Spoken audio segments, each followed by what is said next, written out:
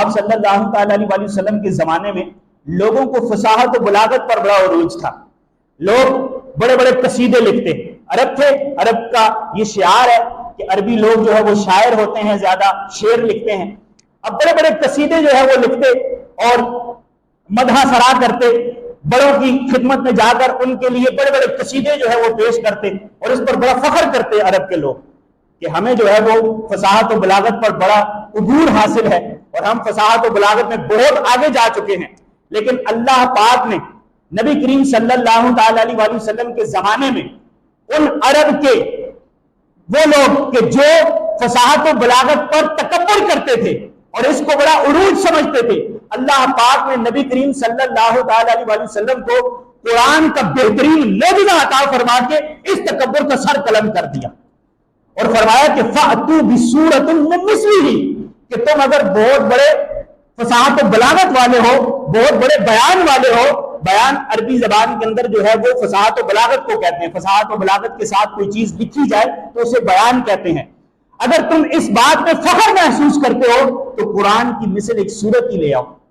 فَإِن لَمْ تَفْعَلُوا, اور اگر تم یہ نہ کر سکو, اب اللہ پاک نے ان کو یہ فرمایا کہ تم اگر نہ کر سکو, آگے خود ہی ارشاد فرما دیا کہ وَلَن تَفْعَلُوا, اور تم ہرگز کر ہی نہیں سکتے.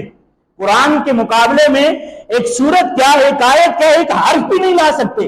اور جب تم ایسا نہیں کر سکتے تو فَاتَّقُوا النَّارَ الَّتِي وَقُودُهَا النَّاسُ وَالْحِجَارَةُ, جب تم ایسا کرنے پر قادر نہیں ہو, جب قرآن کے مقابلے میں تم کوئی چیز لا نہیں سکتے, جب قرآن کے مقابلے میں تم عاجز ہو, جب قرآن کے مقابلے میں تمہاری فصاحت و بلاغت ختم ہو جاتی ہے, تو پھر تم اس آگ سے ڈرو جس کا ایندھن آدمی اور پتھر ہے.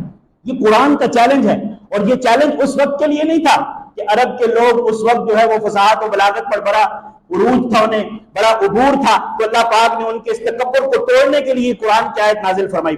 نہیں, بلکہ اس وقت کے لیے بھی اور قیامت تک کے آنے والوں کے لیے.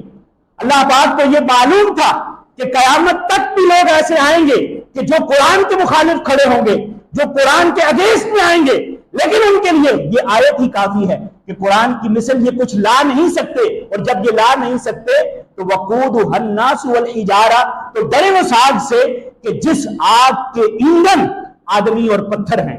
یہ بڑا دردناک عذاب ہے. اللہ پاک کے عذاب کا ہم کروڑویں سے کروڑواں حصہ بھی برداشت کرنے کی طاقت نہیں رکھتے. ہم اتنے کمزور اور اتنے ناتواں ہیں. اللہ پاک ہمیں گستاخی سے محفوظ فرمائے, بے ادبی سے محفوظ فرمائے.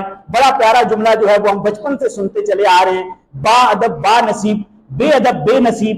جب ادب ہی نہیں ہے, جب تمیز ہی نہیں ہے, جب رسپیکٹ ہی نہیں ہے, تو پھر زمانے کا وہ دھتکارا وہی شخص ہوگا کہ جس کے اندر ادب ہی نہیں ہوگا, جس کے اندر تمیز ہی نہیں ہوگی. تو قرآن کے خلاف مختلف چیلنجز ہر زمانے کے اندر آئے, لیکن جن کے سینوں میں قرآن ہے, جن کو قرآن سے محبت ہے, انہوں نے ہر دور میں یہ ثابت کر دکھایا کہ قرآن ایک ایسی لازوال دولت ہے اللہ پاک کی, ایک بے مثال کتاب ہے اللہ پاک کی جانب سے جو اللہ کے آخری نبی پر اتری, کہ اس کی محبت ہمارے دلوں سے کیسے بھی آپ نکالنا چاہیں, کبھی بھی قرآن کی محبت ہمارے دلوں سے نہیں نکال سکتے.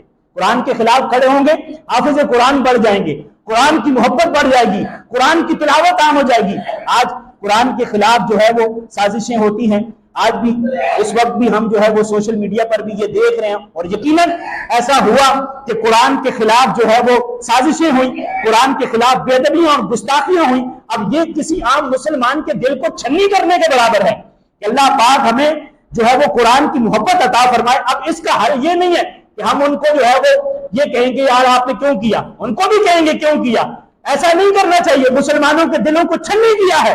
قرآن کے خلاف ہم ایک بات پہ برداشت نہیں کر سکتے, لیکن کیا ایسا پوسیبل نہیں ہے کہ ہم قرآن کی محبت کو عام کر دیں, قرآن کی بات کرنا شروع کر دیں, قرآن کی تلاوت شروع کر دیں. اگر پہلے قرآن نہیں پڑھتے تھے اب پڑھنا شروع کر دیں. بچے پہلے حافظ نہیں تھے اب حافظ بنانا شروع کر دیں. ہم حافظ بنانے والی فیکٹری بنا دیں. دعوت اسلامی کا الحمدللہ عز و جل یہ شیوا ہے کہ دعوت اسلامی الحمدللہ عز و جل عالم بناتی ہے, حافظ بناتی ہے. دعوت اسلامی کا اگر آج سے 20 سال پہلے چند مدرسے تھے جو سینکڑوں کی تعداد میں بھی نہیں تھے, لیکن آج الحمدللہ عز و جل ہزاروں نہیں بلکہ لاکھوں مدارس دعوت اسلامی نے قائم کر دی الحمدللہ. کیوں؟ مدارس کے اندر کیا کیا جاتا ہے؟ معاذ اللہ کوئی غلط کام تو نہیں سکھائے جاتے. آپ دعوت اسلامی کے مدارس یا جو اہل سنت کے مدارس ہیں ان کو وزٹ کریں، آپ وہاں دیکھیں کہ قرآن کی تعلیم عام ہو رہی ہے، قرآن پڑھا جا رہا ہے، قرآن کی محبت عام کی جا رہی ہے۔ قرآن کو دیکھنا بھی عبادت، قرآن کو پڑھنا بھی عبادت، قرآن کو چھونا بھی عبادت، اور قرآن سے پیار کرنا بھی عبادت۔ اللہ پاک کے محبوب نبی کریم صلی اللہ تعالی علیہ وسلم نے ارشاد فرمایا، جو بندہ قرآن سے محبت کرتا ہے اللہ پاک قیامت کے دن اسے قرآن کے سائے میں داخل جنت فرما دے گا۔ آج ہم لوگ قرآن سے محبت نہیں کرتے نا، لیکن قرآن سے اتنا یعنی پیار نہیں کرتے کہ اس کی تعلیمات کو اپنائیں، لیکن کم از کم اتنا درجہ موجود ہے کہ ہمارے گھروں سے ہماری بچیاں بھی رخصت ہوتی ہے تو قرآن کے سائے میں ہم انہیں رخصت کرتے ہیں۔ یہ قرآن کی محبت ہے نا، اگرچہ شادی کی باقی رسومات قرآن کی تعلیمات کے بغیر ہوئی، لیکن ایمان اتنا پختہ ہے، قرآن کی محبت اتنی زیادہ ہے، قرآن کی الفت اتنی زیادہ دلوں میں پیدا ہو چکی ہے کہ ہم قرآن سے ہٹ کر کوئی بات کرنا نہیں چاہتے، اور قرآن کے سائے میں جو ہے وہ ہر چیز کرنا چاہتے ہیں۔ اب یہی قرآن ہمیں جو ہے وہ جنت میں لے جانے کا سبب ہے، یہی قرآن ہماری نسلوں کو سنوارنے کا جو ہے وہ ایک ذریعہ ہے۔ آج ہم بچوں کو قرآن کی تعلیم عام کریں، بچوں کے دلوں میں قرآن کی محبت ڈالیں۔ نبی کریم صلی اللہ تعالی علیہ وسلم نے فرمایا کہ اپنے بچوں کو 3 چیزوں کی تعلیم دو، نبی کی اور ان کی آل کی محبت اور قرآن کی محبت۔